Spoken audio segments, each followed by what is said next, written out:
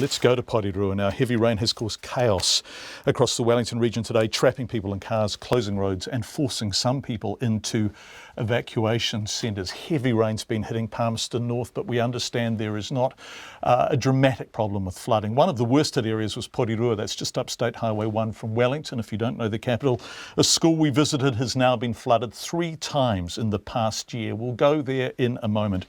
The rain was certainly torrential this morning and we'll have more on that in a moment too. But first, people Checkpoint has spoken to suggest the flooding cleared very quickly after stormwater drains were unblocked, like Leanne Frost, who was outside her mum's house on Dimmock Street.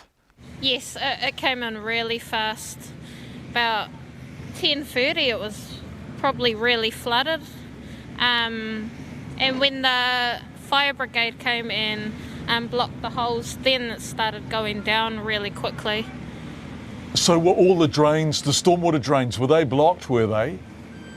Yeah, yes, they were blocked. Yeah, and we could see the fire brigade out in the storm and blocking them, and then soon the water at the front of my mum's house went down. In fact, the water disappeared very dramatically. We're going to talk with the Mayor about that in a moment. Not far away from where Leanne was standing, the principal of Porirua School says today was the 3rd time in a year her school has flooded after rain, 3 times in 12 months. All of the Decile 1 school's junior classrooms were damaged by flooding this morning and the children were sent home. Kathleen O'Hare says children had to take shelter in the library while they waited to be picked up by their parents. Kathleen showed us around the school and talked us through the damage. So if we go this way, the water came down the driveway here. So we had water up to probably about 30 centimetres up the door, and the water just came straight through the office admin area. It's come right through the ladies' toilets and men's toilets and down our corridor, stopped at our office manager's door. I think it's a bit scared of our office manager because she's dealt with these a number of times. So through here, and if we go into the library, so this is probably the area. This is the area that we brought all the students into because we're at higher ground here, and we didn't want our seniors to be marooned down in their classrooms, but difficult to help them get home to their parents. If we come through to the junior classrooms, so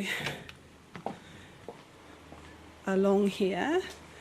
So these are our junior classrooms, and the water hit the other side of the junior classrooms and has come straight through the wall and about 1 metre into the classroom all along this whole block. So luckily these 2 classes are looking at getting refurbed, so classrooms have been moved into other parts of the school. So down here, if we go into our new entrant and our Year 1 class. So these are the classes where we have our younger students. They're a bit noisy, they've got dehumidifiers on in here. But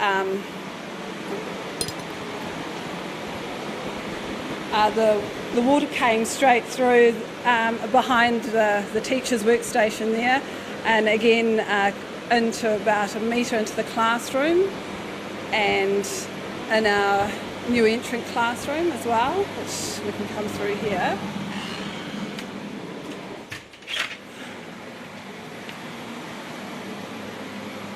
So in here we had, again, all along the window, the water was backed up outside the classrooms out here and nowhere to go except through the wall thing. So yeah, we had water right up and